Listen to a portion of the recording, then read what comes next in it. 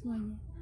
Perkenalkan, saya Nurhaliza dari kelompok 1 akan menjelaskan pada poin pertama, yaitu hakikat manusia.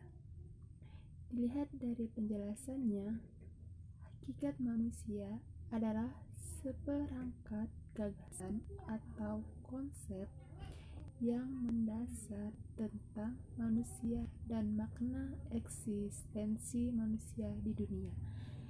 Jadi, pada hakikat manusia ini, hal yang paling penting dalam membedakan manusia dengan yang lainnya adalah bahwa manusia dilengkapi dengan akal, pikiran, perasaan, dan keyakinan untuk mempertinggi kualitas hidupnya di dunia.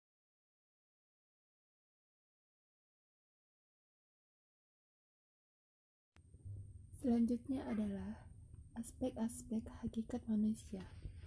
Aspek-aspek hakikat manusia ada 7. Yang pertama adalah manusia sebagai makhluk Tuhan. Kita tahu bahwa manusia adalah ciptaan yang paling sempurna yang diciptakan oleh Tuhan Yang Maha Esa.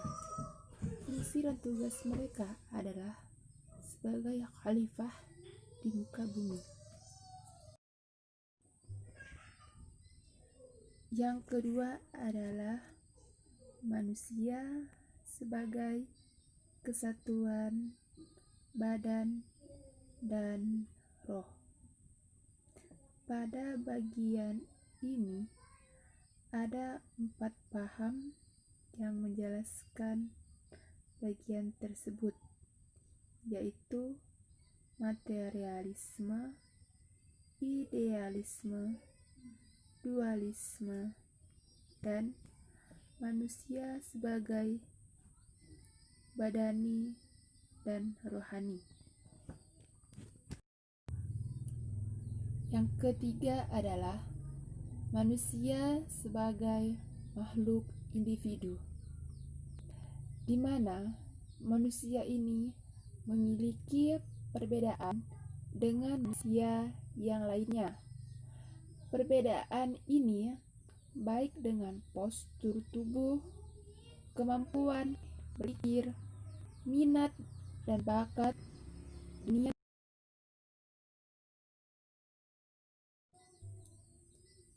Yang keempat adalah manusia sebagai makhluk sosial, di mana adanya hubungan timbal balik antara individu dengan sesamanya dalam rangka mengukuhkan eksistensinya masing-masing. Maka terdapat keseimbangan antara individualitas dan sosialitas pada setiap manusia. Selanjutnya adalah manusia sebagai makhluk berbudaya. Semakin canggihnya teknologi, semakin berkembangnya iptek, manusia akan semakin berpengaruh dengan hal itu, baik itu hal yang baik maupun hal yang buruk. Di situ kadang-kadang manusia cenderung di antara 2 relasi.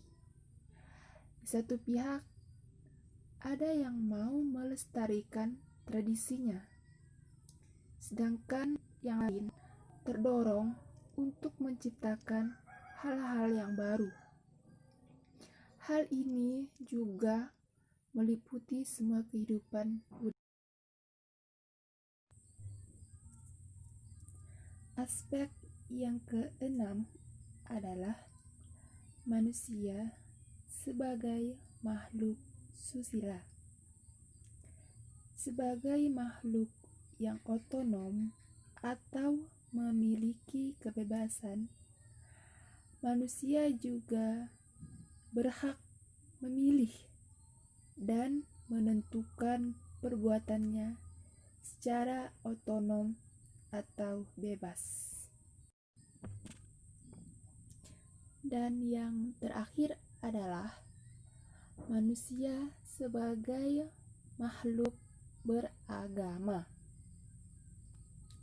Hal ini berkaitan dengan sistem keyakinan, sistem peribadatan, maupun pelaksanaan tata kaidah yang mengatur hubungan manusia dengan Tuhannya, hubungan manusia dengan manusia, serta hubungan manusia dengan alam.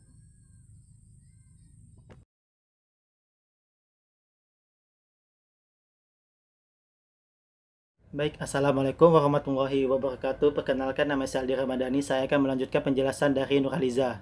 Baik, yang pertama, perkembangan manusia. Batasan perkembangan secara umum dapat diartikan bahwa perkembangan merupakan pola perubahan yang dimulai pada saat konsepsi atau pembuahan dan berlanjut di sepanjang rentang kehidupan. Kebanyakan perkembangan melibatkan pertumbuhan, meskipun perkembangan juga meliputi penurunan.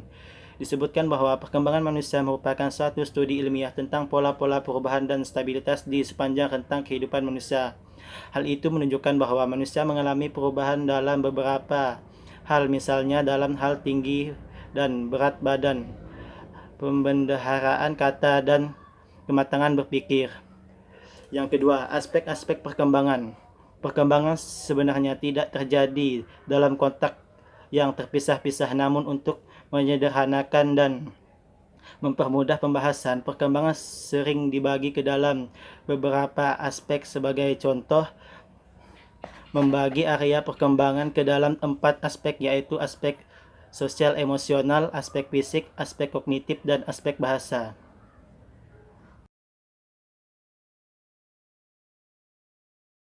Baik, yang ketiga adalah prinsip-prinsip perkembangan. Yang A, development is lifelong. Perkembangan adalah proses perubahan sepanjang hidup. Maksudnya, setiap periode dari rentang kehidupan dipengaruhi oleh apa yang terjadi pada periode sebelum, dan apa yang terjadi saat ini akan pula mempengaruhi apa yang akan terjadi kemudian. Sebagai contoh, memiliki orang tua yang responsif dan sensitif dapat mengembangkan rasa percaya pada bayi. Baik, yang B, development is multidimensional. Perkembangan berlangsung dalam banyak dimensi atau multidimensional. Maksudnya, perkembangan terjadi pada dimensi biologis, psikologis, dan sosial. Setiap dimensi dapat berkembang dalam derajat yang bervariasi. Misalnya, seorang anak berusia 4 tahun yang sangat cerdas belum tentu memiliki kematangan emosi pada tingkat yang seimbang dengan kecerdasannya. Baik, yang C, development is multidireksional. Perkembangan berlangsung dalam lebih dari satu arah atau multidireksional. Sejalan dengan meningkatnya kemampuan di suatu area, seseorang mungkin akan mengalami penurunan dalam area yang lain dalam waktu yang bersamaan. Anak-anak kebanyakan tumbuh dalam satu arah, yaitu ke arah peningkatan baik dalam ukuran maupun kemampuan. Baik, yang D, relative influences of biology and culture shift over the lifespan. Proses perkembangan dipengaruhi oleh faktor biologis dan budaya. Keseimbangan di antara kedua pengaruh tersebut berubah sepanjang waktu. Pengaruh biologis seperti ketajaman sensoris dan memori menurun sejalan dengan bertambahnya usia. Akan tetapi, dukungan budaya seperti penemuan kacamata dan buku agenda dapat mengompensasi yang terjadi. Baik, yang E, development involves changing resource allocation. Maksudnya, seorang dapat mengalokasikan sumber-sumber yang ada seperti waktu, energi, talenta, uang, dan dukungan sosial dalam cara yang beragam. Baik, yang F, development show plasticity. Banyak kemampuan dapat ditingkatkan melalui latihan. Misalnya, anak-anak yang mengalami kesulitan untuk membaca dan menulis dapat dilatih dengan mengikuti program remedial. Namun, beberapa kemampuan tetap memiliki keterbatasan sekalipun telah dimodifikasi. Baik, yang terakhir, yang G, development is influenced by the historical and cultural context. Manusia tidak hanya mempengaruhi tetapi juga dipengaruhi oleh konteks sejarah dan budayanya.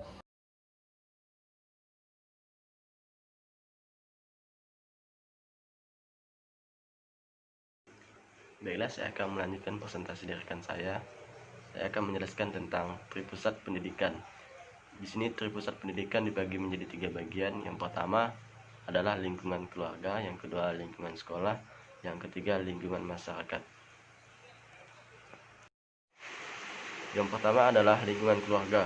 Menurut Muhammad Quraisy, keluarga adalah unit terkecil yang menjadi pendukung dan pembangkit lahirnya bangsa dan negara.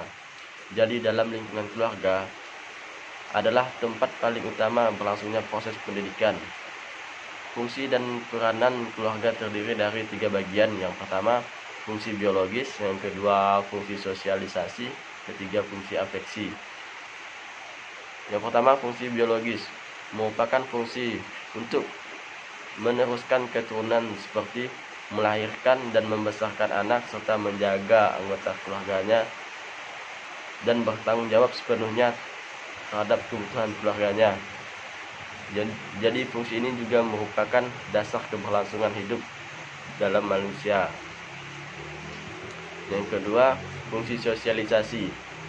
Melalui interaksi sosial dalam keluarga, tentu seorang anak akan mempelajari tingkah laku, sikap, keyakinan, cita-cita, serta nilai-nilai masyarakat dalam rangka memperkembangkan kepribadiannya agar menjadikan dirinya manusia sosial yang baik. Yang ketiga, fungsi afeksi. Di dalam keluarga diperlukan kehangatan, rasa kasih sayang, dan perhatian antar keluarga untuk melahirkan keluarga yang humoris.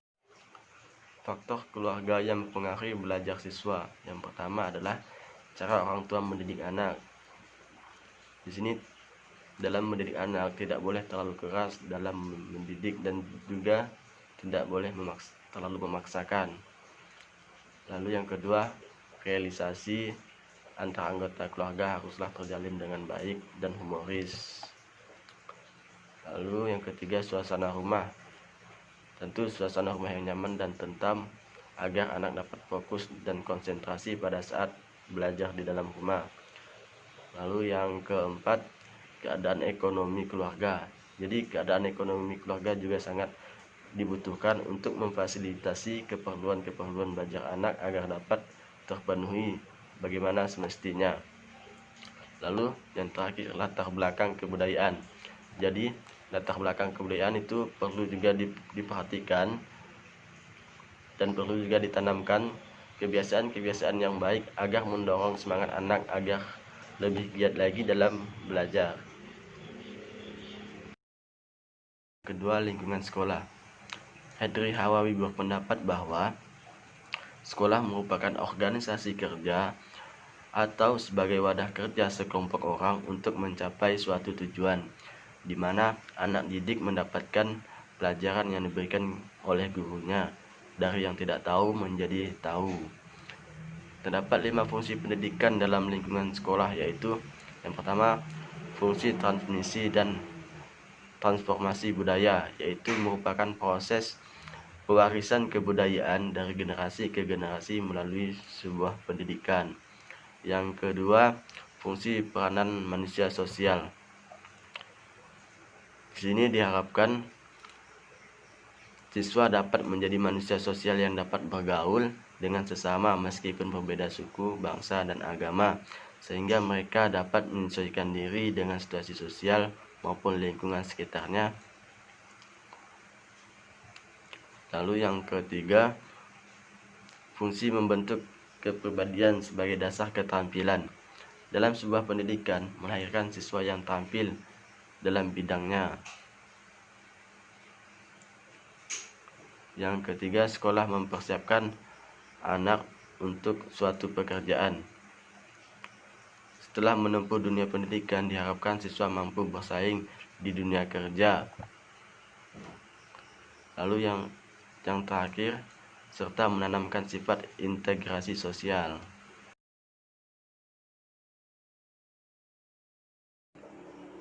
Faktor-faktor yang mempengaruhi belajar anak di sekolah adalah metode mengajar. Berhasil atau tidaknya proses belajar mengajar sangat dipengaruhi oleh metode yang dibawakan oleh seorang guru ataupun pendidik pada saat pembelajaran yang berlangsung.